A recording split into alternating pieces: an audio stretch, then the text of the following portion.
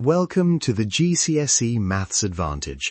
I'm Dr. James Carter, and every episode I'm going to break down one topic, show you where the marks are, and give you a quick win you can use in your next exam, whether you're targeting a grade 7 or pushing for a 9.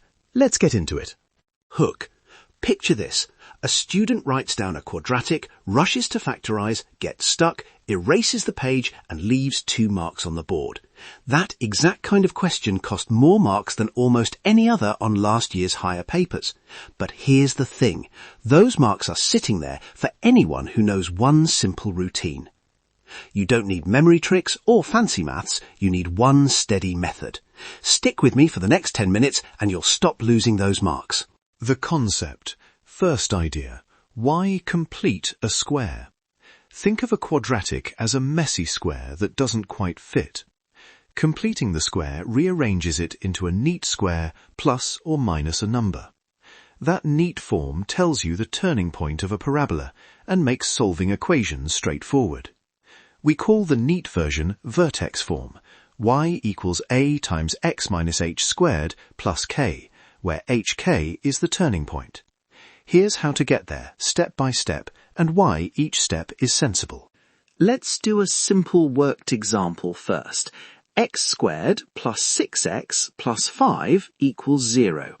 Don't worry, we keep a equals 1 for starters so you can see the pattern.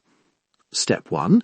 Move the constant to the right-hand side so the x terms stand alone.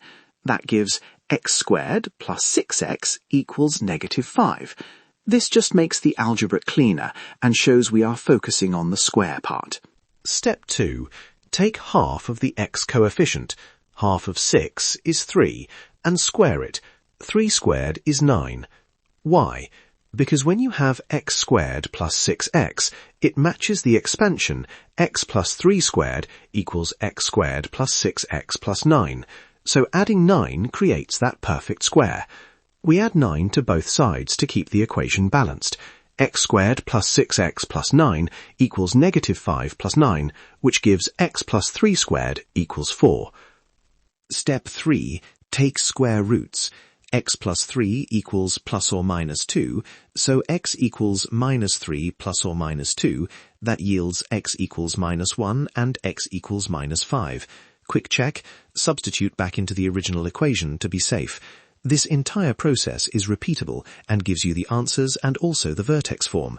If we keep the plus 5 on the left instead for y equals x squared plus 6x plus 5, we can rewrite as y equals x plus 3 squared minus 4.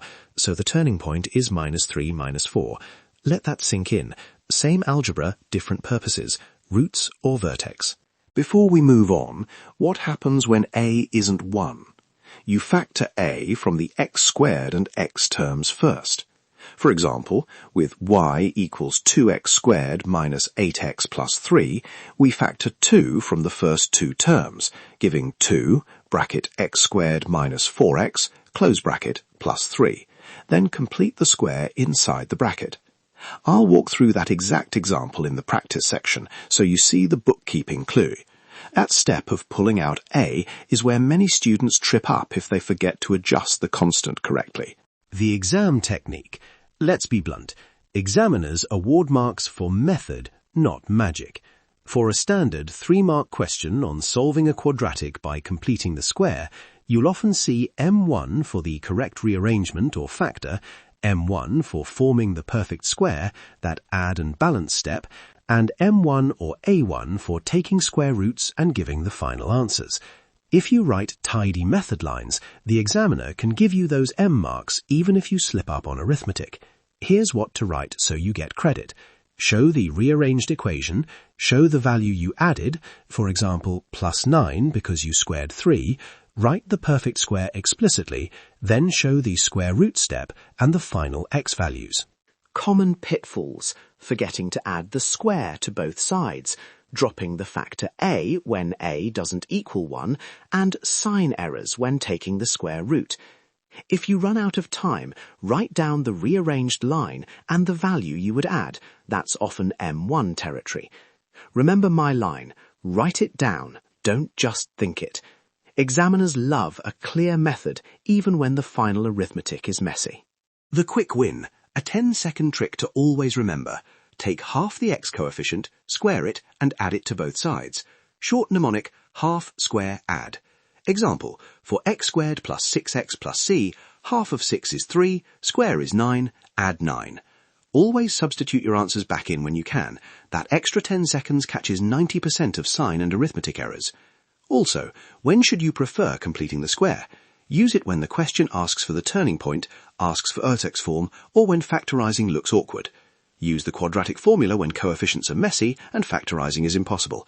Completing the square is the grade 9 move when a neat vertex or an exact form is needed. Practice walkthrough. Past paper style question.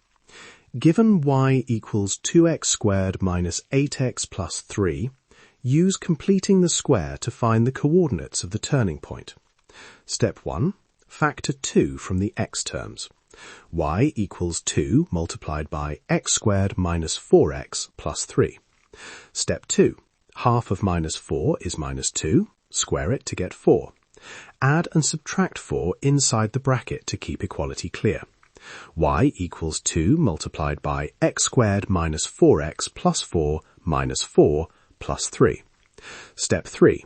Rewrite the perfect square. Y equals 2 multiplied by x minus 2 squared minus 4 plus 3. Step 4. Distribute the 2 back. Y equals 2 multiplied by x minus 2 squared minus 8 plus 3. So y equals 2 multiplied by x minus 2 squared minus 5. Turning point at 2 minus 5. Mark breakdown here.